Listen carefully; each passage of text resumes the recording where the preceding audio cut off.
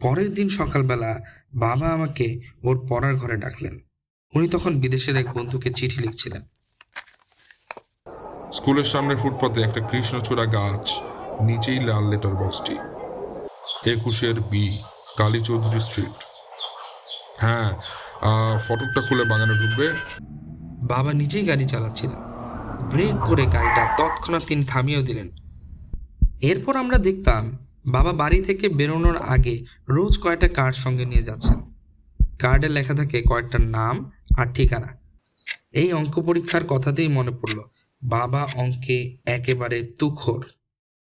অঙ্কে তার সহজ স্বাভাবিক প্রবণতা দেখি নাম করা এক কম্পিউটার কোম্পানি তাকে বিরাট গুরুত্বপূর্ণ পদে বসিয়ে দিল। ওদের কম্পিউটারের মগজটাকে শুধু উস্কে দিলেই হলো, তাহলে আর দেখতে হচ্ছে না। এই যে যন্ত্রটা দেখছো, ওর নাম দিয়েছি বিশ্বকর্মা।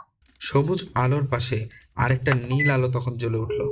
বাবা বললেন, তাহলে আমার এই বিশ্বকর্মা একেবারেই নিষ্কর্মা হয়ে যাবে।